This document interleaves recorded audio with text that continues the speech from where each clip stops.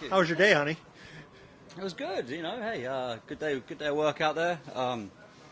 Is this for real yet? Yeah, we started. This is good. That was a good day. I mean, I think there's always shots you leave out there. I think if you played well out there today with ball in hand, you felt like you could make some birdies. But at the same time, this golf course has got enough about it where it's playing long. Obviously, you had to drive the ball in the fairway.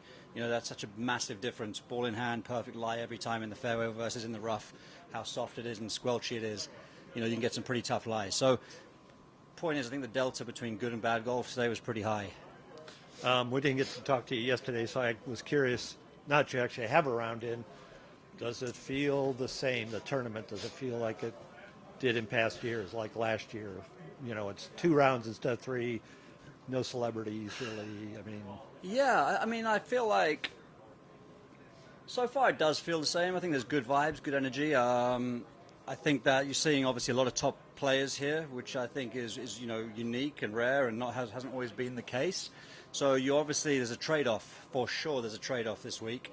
Like you say, some of the celebs that do bring a huge amount of fun and uniqueness to this event. Maybe that's sort of not quite there, but then you're adding big time golf to a sort of a stage and a setting that deserves it as well. So yeah, I think it's going to be, let's figure out after the event how it feels and what's best, but 3 rounds at Pebble is always a treat. You play there as much as you can, I suppose. So I think that's a good thing. Guys, the other thing we didn't get a chance to talk about yesterday was just all the great off the course stuff. Did you listen in on the call? I actually didn't know. I didn't even see the. Yeah, I know, right? I didn't even see the email. I didn't even know there was a call happening. So that shows how dialed in I was. I've sort of been keeping my ear close to the ground with some of the guys and anticipated this happening and comings. But it's obviously nice so when you finally hear the news and. I think just kind of curious to see exactly what it means for everybody. One, individually on the equity side, curious, but 2, like what the strategy is for the tour, how much it, strengthens us, how much,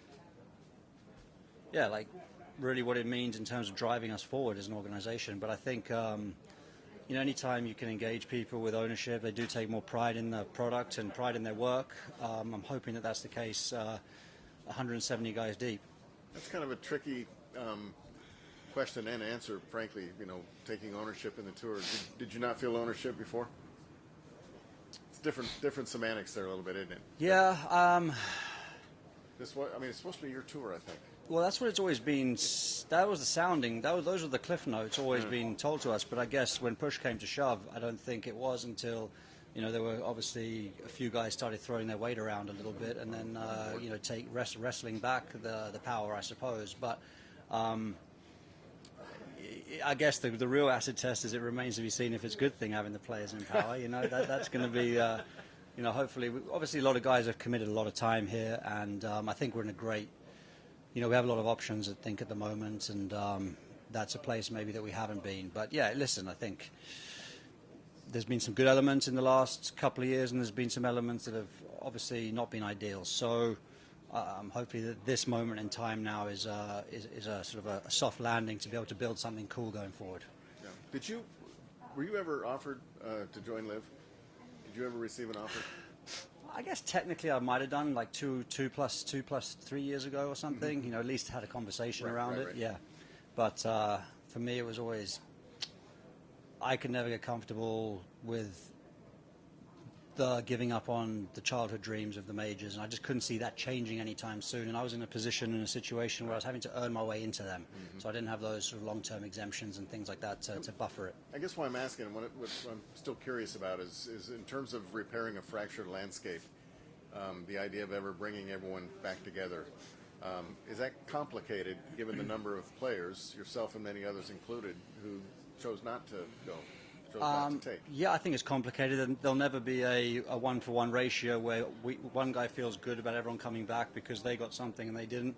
But I think ultimately, if this is all structured the right way, those guys coming back strengthens the tour, and everybody that's now involved in this new structure is going to benefit from those great names coming back and being a part of the tour. So you have to look at it objectively as well. So anything that's going to strengthen the tour in the long term is going to benefit the players now. So from that point, you've got to get your head around that, I suppose. But I don't think there's necessarily an easy reintegration anytime soon. But I don't see that as off the table. That's all I got to say, Russ.